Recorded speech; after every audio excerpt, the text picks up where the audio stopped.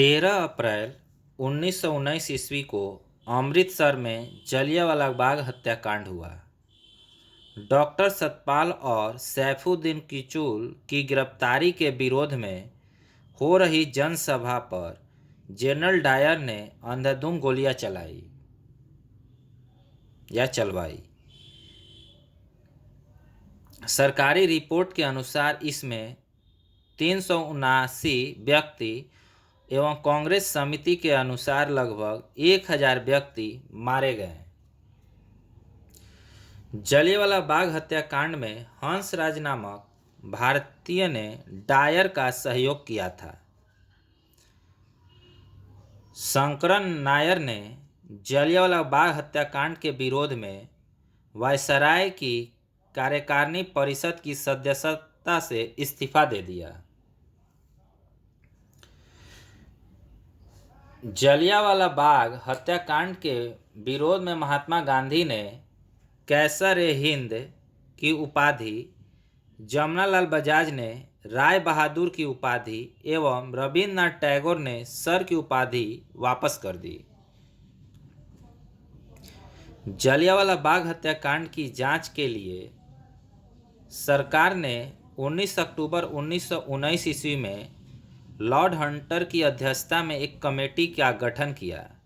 इसमें 5 अंग्रेज एवं 3 भारतीय, सर चिमरन लाल सीतलवाड़, साहबजाद सुल्तान अहमद एवं जगत नारायण सदस्य थे। कांग्रेस ने जलियांवाला बाग हत्याकांड की जांच के लिए मदन मोहन मालवीय के नेतृत्व में एक आयोग नियुक्त किया। इसके अन्य सदस्यों में मोतीलाल नेहरू और गांधी जी थे। जलियांवाला बाग कभी जल्ली नामक व्यक्ति की संपत्ति थी। खिलाफत आंदोलन भारतीय मुसलमानों का मित्र राष्ट्रों के विरुद्ध, विशेषकर ब्रिटिश के खिलाफ टर्की के खलीफा के समर्थन में आंदोलन था। 19 अक्टूबर 1919 ईस्वी को समूचे देश में खिलाफत दिवस मनाया गया। 23 नवंबर 1919 ईस्वी को हिंदू और मुसलमानों की एक संयुक्त कॉन्फ्रेंस हुई, जिसकी अध्यक्षता महात्मा गांधी ने की। रॉलेट एक्ट, जलियांवाला बाग हत्याकांड और खिलाफत आंदोलन के उत्तर में गांधी जी ने 1 अगस्त 1920 ईस्वी को असहयोग आंदोलन प्रारंभ किया। असहयोग आंदोलन की पुष्टि भारतीय राष्ट्रीय कांग्रेस ने दिसंबर 1920 ईस्वी के नागपुर अधिवेशन में की।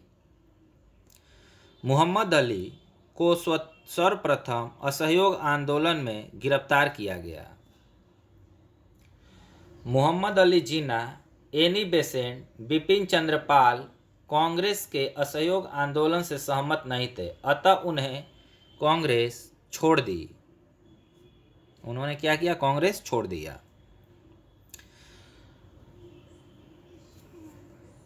5 फरवरी 1922 ईस्वी को गोरखपुर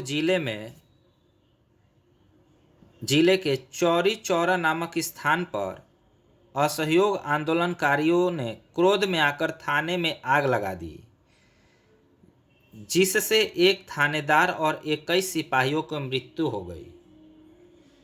इस घटना से दुखित होकर गांधी जी ने 11 फरवरी 1922 ईस्वी को असहयोग आंदोलन स्थापित कर दिया।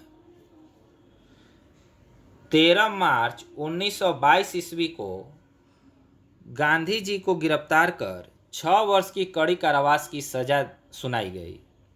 स्वास्थ्य संबंधी कारणों से गांधी जी को 5 फरवरी 1924 ईस्वी को रिहा कर दिया गया। 1922 ईस्वी के मेवाड़ भील आंदोलन के जो नेता थे वो मोतीलाल तेजावत थे। चंद्रशेखर आजाद यानी पंडित जी के बारे में कुछ महत्वपूर्ण जानकारियाँ। चंद्रशेखर आजाद का पूरा नाम चंद्रशेखर सीताराम तिवारी था। इनका जन्म स्थल जो था वो भावरा, झाबुआ जिला, वर्तमान में अलीराजपुर जिला, मध्य प्रदेश। इनकी जो जन्म तिथि थी 23 जुलाई 1906 ईस्वी। इनके पिता पंडित सीताराम तिवारी थे। माता जगरानी देवी थी। शहीद स्थल जो था अल्फ्रेड पार्क इलाहाबाद। शहीद की जो तिथि थी 27 फरवरी 1931 ईस्वी। संबंधित संगठन जो था नौजवान सभा, कीर्ति किसान party, Hindustan socialist Republican association इत्यादि था। 1923 ईस्वी में इलाहाबाद में चित्तरंजन दास एवं मोतीलाल नेहरू ने कांग्रेस के अंतर्गत स्वराज पार्टी की स्थापना की। महात्मा गांधी सिर्फ एक बार कांग्रेस के बेलगांव अधिवेशन यानी 1924 में इसके अध्यक्ष चुने गए। सचिंद्र सन्याल ने 1924 ईस्वी में कानपुर में हिंदुस्तान रिपब्लिक एसोसिएशन की स्थापना की। भगत सिंह ने 1928 ईस्वी में दिल्ली स्थित फिरोज शाह कोटला में हिंदुस्तान सोशलिस्ट रिपब्लिकन एसोसिएशन की स्थापना की। 9 अगस्त 1925 ईस्वी को 10 व्यक्तियों ने सहारनपुर में लखनऊ की ओर जा रही 8 डाउन ट्रेन से रेल विभाग का खजाना काकोरी नामक स्थान पर लूट लिया। इसे ही काकोरी कांड कहा गया। सरकारी खजाना लूटने का विचार राम प्रसाद बिस्मिल्ला का था। इसमें राम प्रसाद बिस्मिल्ला, राजेंद्र लाहिड़ी, रोशन सिंह एवं अशफाक उल्ला खां थे को दिसंबर 1927 ईस्वी में फांसी दे दी गई एवं सचिंद्र सन्याल को आजीवन कारावास की सजा मिली। ममनाथ गुप्ता को 14 वर्ष की कैद हुई। राम प्रसाद बिस्मिल यह कहते हुए कि मैं राज्य के पतन की इच्छा करता हूँ और फांसी पर लटक गए। संभवतः आसफ उल्ला खां पहले भारतीय क्रांतिकारी मुसलमान थे जो देश की स्वतंत्रता के लिए फांसी तख्ते पर लटके थे।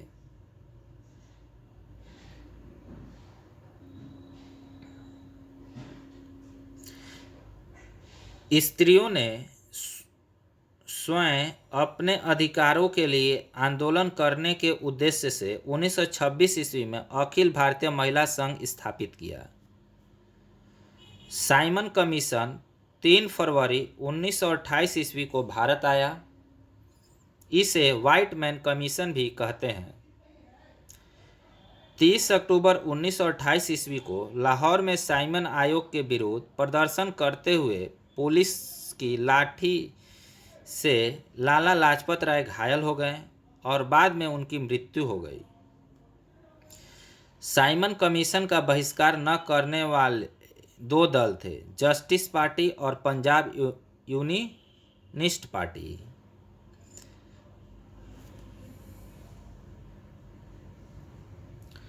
भगत सिंह के नेतृत्व में पंजाब के क्रांतिकारियों ने 17 दिसंबर 1928 ईस्वी को लाहौर के तत्कालीन सहायक पुलिस कप्तान सैंडर्स को गोली मार दी। पब्लिक सेफ्टी बिल पास होने के विरोध में 8 अप्रैल 1929 ईस्वी को बटुकेश्वर दत्त एवं भगत सिंह ने दिल्ली में सेंट्रल लेजिस्लेटिव असेंबली में खाली बेंचों पर बम फेंका। क्रांतिकारियों ने यह अपने पर्चे में कहा था कि उनका मकसद किसी को जान लेना नहीं, बल्कि बहरे कानों तक उनकी आवाज़ पहुंचाने के लिए है। कांग्रेस के 1929 ईस्वी के लाहौर अधिवेशन में पूर्ण स्वराज्य का अपना लक्ष्य घोषित किया था। इसी अधिवेशन की अध्यक्षता जवाहरलाल नेहरू कर रहे थे, यानी इस अधिवेशन की अध्यक्षता कौन कर रहे थे? जवाहरलाल नेहरू। 31 दिसंबर 1929 ईस्वी को रात के 12 बजे जवाहरलाल नेहरू ने रावी नदी के तट पर 9 गृहीत तिरंगे झंडे को फहराया। इसी अधिवेशन में 26 जनवरी 1930 ईस्वी को प्रथम स्वाधीनता दिवस के रूप में मनाने का निश्चय किया गया। इसी के साथ प्रत्येक वर्ष 26 जनवरी को स्वतंत्रता दिवस के रूप में मनाए जाने की परंपरा शुरू हुई थी। 12 मार्च 1930 ईस्वी को गांधी जी ने अपने 79 समर्थकों के साथ साबरमती स्थित अपने आश्रम में लगभग 322 किलोमीटर दूर दांडी के लिए प्रस्थान किया। लगभग 24 दिनों बाद 6 अप्रैल 1930 ईस्वी को दांडी पहुंचकर गांधी जी ने नमक कानून तोड़ा और सविनय अवज्ञा आंदोलन शुरुआत की।